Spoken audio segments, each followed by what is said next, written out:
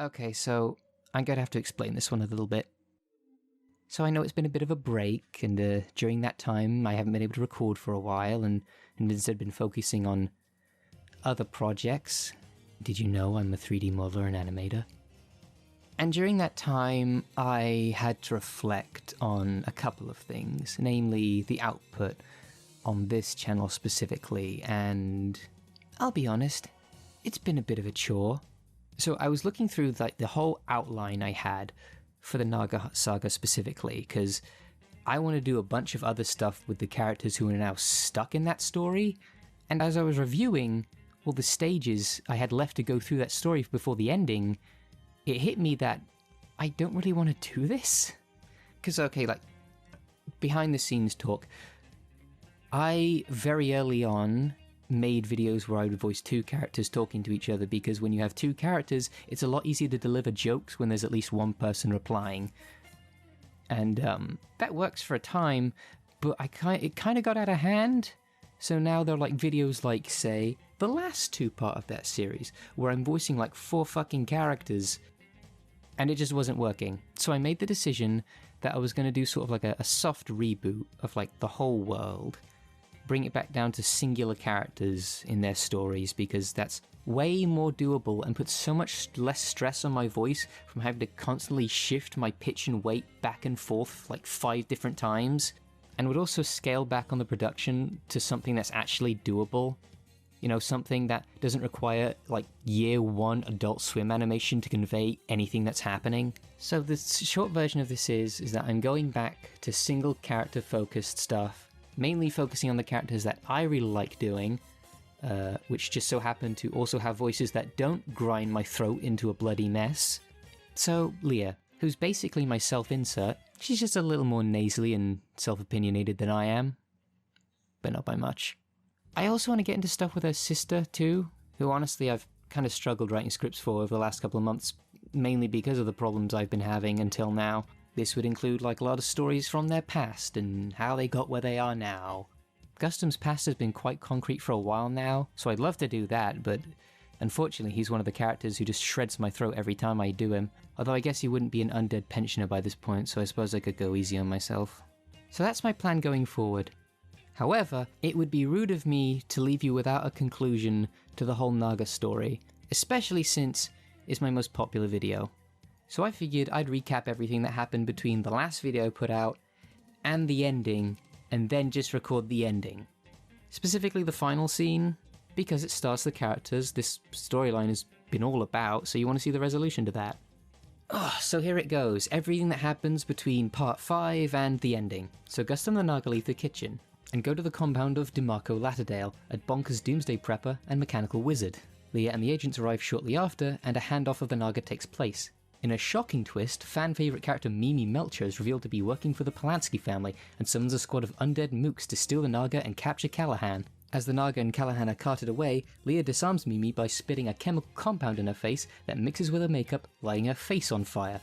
The rest of the undead are dispatched by DeMarco's home defences.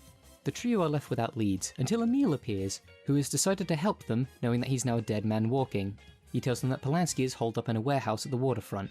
Once there, Leah comes up with a plan to waft a sleep potion into the air ducts, knocking out all the guards and allowing Gustum to retrieve the Naga, since he is an undead being and doesn't need to breathe. A fact that shocks Gustum. You mean you didn't know? No, I guess I just kept it up as habit. You've been dead for 30 years. You never noticed that you weren't, like, not fogging up glasses or something? I'll be honest, Leah, I've been going through a lot. Gustum goes into the warehouse, leaving Leah with Emil, who promptly knocks her out with the butt of his crossbow before putting on a breathing apparatus and following Gustum inside. Meanwhile, at the head office, Peluca Polanski Jr. is showboating at Callahan about his apparent victory, and once he has transferred his soul into his new Chimera body, he'll rip her body to pieces right in front of her as his first show of power. All the mooks in the building then pass out from the sleep gas, leaving Callahan, a fairy, and Peluca, a soul tied to a cursed doll, the only ones awake. Callahan's body springs into action, and after a short magical battle, stabs Peluca with the nozzle of a vacuum cleaner, sucking all the stuffing out of his puppet body, leaving him limp and angry. Back downstairs, Gustum enters the Chimera holding room, where he finds both the composite body and the Naga prepared for tail removal, which is where our final scene will take place.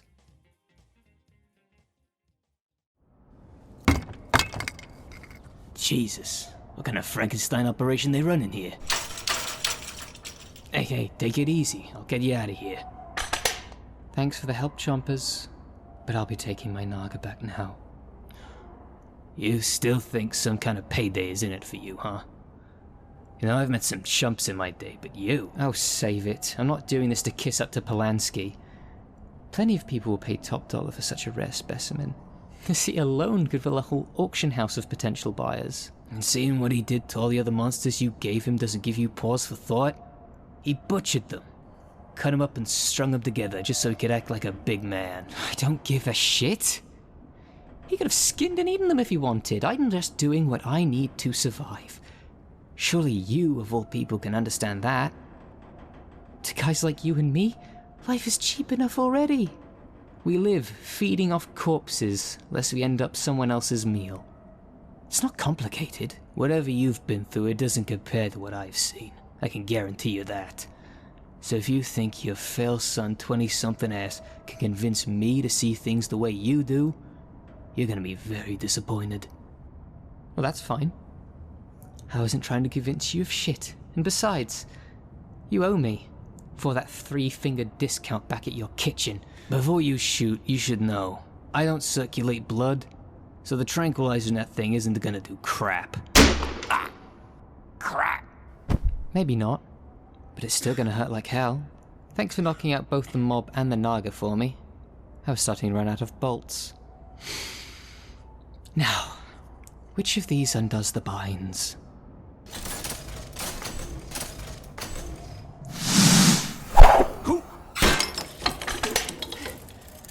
You conniving little slinky. But that trick didn't even work the first time. Intelligent species, my ass. You clearly haven't learned a damn thing from any of this, have you? Let me give you a crash course. I am Emiliano Everest, the greatest monster hunter in the world. Oh. I can't move. Get it off. Get it off.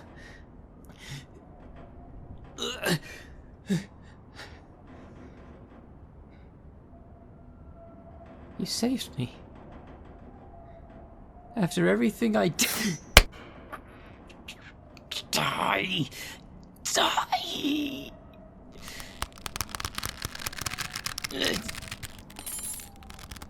You took everything from me. It can only be paid back in your blood. Wait! Oh.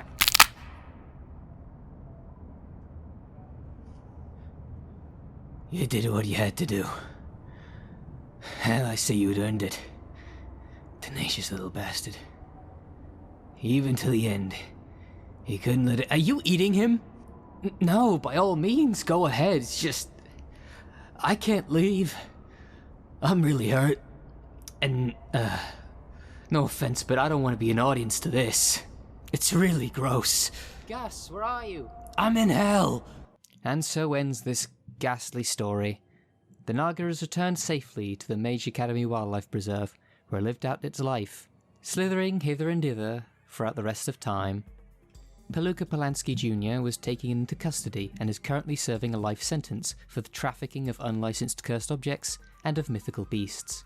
Having been reduced to a rag, his cell consists of a medium-sized cardboard box stashed on a rather tall shelf.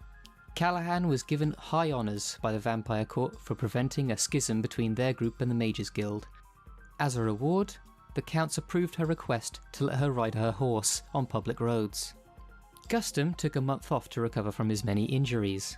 During this time, the kitchen was run by a former gourmet chef turned ghoul, whose food was described by patrons as less for ghouls, more for weirdos. Leah returned to her shop, where an even greater, more personal horror awaited her. Mimi Melcher disappeared after the shootout at the DeMarco junkyard. A warrant for her arrest has been issued, listing such crimes as treason, attempted murder, and for trying to sell a zombie Johnny Depp as a zombie Ed Wood. And Emil is dead.